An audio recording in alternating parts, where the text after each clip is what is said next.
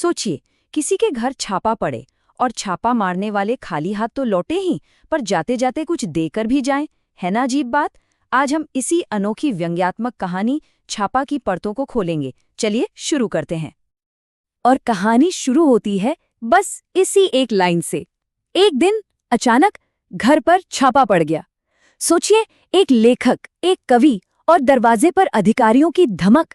वो एक पल जब सत्ता बिना पूछे आपके घर में दाखिल हो जाती है, सब कुछ तहस नहस करने के लिए। और यहीं से पूरी कहानी एक मजेदार मोड़ ले लेती है, क्योंकि सवाल यह है कि क्या होता है जब छापा ही गलत घर पर पड़ जाए। ये सिर्फ एक छापे की कहानी नहीं है, ये इस सवाल की पड़ताल है कि जब हुकूमत गलत दरवाजा खटखटाती है तो अंजाम क्या होता है। और उससे भी बड़ा सवाल कि असली दौलत, असली धन है क्या चीज। तो चलिए कहानी के पहले हिस्से में चलते हैं। अधिकारी पूरे लाव लश्कर के साथ घर में घुस तो आते हैं। उनका बर्ताव एकदम सख्त और दिमाग में सिर्फ और सिर्फ एक ही सवाल।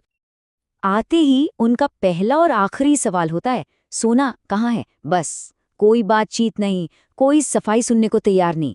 उनका मकसद बिल्कुल साफ है, छिपा हुआ खजाना ढूंढ निकालना। लेकिन साहब, लेखक का जवाब, वो तो उनकी सोच से एकदम परे था। उस तनाव भरे माहौल में भी वो घबराए नहीं, बल्कि हल्की सी मुस्कान के साथ कहते हैं, सोना, अरे वो तो मेरी आंखों में है, कई रातों से सोया नहीं हूं। और बस यहीं से इस कहानी का असली मजा, इसका असली व्यंग्य शुरू हो जाता है। तो अब देखते हैं कि ये टकराव आगे कैसे बढ़ता है। ये कहानी का वो हिस्सा है जहां दो बिल्कुल अलग दुनियाएं आमने सामने हैं। एक तरफ है दौलत की दुनिया और दूसरी तरफ है ज्ञान की दुनिया। देखिए, अधिकारी मांग रहे हैं स्वर्ण, मतलब गोल्ड, लेकिन हमारे लेखक के लिए उनका असली धन तो कुछ और ही है। ये तो सोच का, मूल्यों का टकराव है। एक तरफ वो लोग हैं जो सिर्फ सोना चांदी ढूंढ रहे हैं, और दूसरी तरफ वो हैं जिनका खजाना उनकी सोच है, उनकी कला है। और लेखक इसे कितने खूबसूरत तरीके से बताते हैं। वो कहते हैं, मैंने अपना सारा सोना अपनी कविताओं में बिखेरा है। मतलब उनकी असली दौलत उनके शब्द हैं, उनकी कविताएं हैं। और ये एक ऐसा खजाना है जिसे कोई चाहकर भी जब्त नहीं कर सकता।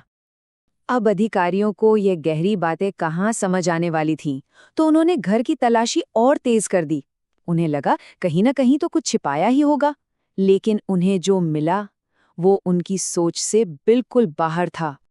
उन्होंने सचमुच घर का कोना कोना छान मारा, अलमारियां, बर्तन, यहाँ तक कि बच्चों की गुल्लक भी तोड़ दी। तकियों को फाड़कर देख लिया, मतलब हर एक चीज उलट पुलट कर दी, और उनकी बेचैनी बस बढ़ती ही जा रही थी। और इतनी मशक्कत के बाद हाथ क्या लगा?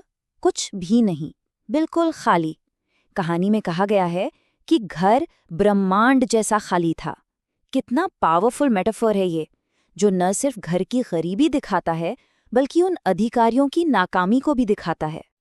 तो कुल मिलाकर नतीजा क्या निकला? एक बड़ा सा 0, शून्य। और ये सिर्फ एक नंबर नहीं है, ये उनकी पूरी कार्रवाई के बेमतलब होने का सबूत है। और अब आता है कहानी का सबसे दमदार हिस्सा। जब अधिकारियों को आखिरकार अपनी गलती का एहसास होता है, तो पासा पूरी तरह से पलट जाता है। अधिकारियों का सारा गुस्सा अब शर्मिंदगी में बदल गया था। वो मान लेते हैं कि उन्हें किसी ने गलत खबर दी थी और सिर झुकाकर जाने लगते हैं। उनके हिसाब से मामला अब खत्म हो चुका था। लेकिन तभी लेखक उन्हें रोकते हैं, सिर्फ एक शब्द से, रुकिए। और बस माहौल पूरी तरह बदल जाता है। ये कहानी का वो टर्निंग पॉइंट है जहां शिकार अब शिकारी से सवाल करने वाला था। और फिर वो कहते हैं कहानी की सबसे पावरफुल लाइन। लेखक छापे के पूरे मतलब को ही सिर के बल खड़ा कर देते हैं। वो कहते हैं, अब जब मेरे पास कुछ भी नहीं है तो आप मुझे कुछ देकर क्यों नहीं जाते? मतलब आए तो लेने थे, पर जब कुछ मिला ही नहीं तो अब देकर जाने की जिम्मेदारी भी तो बनती है।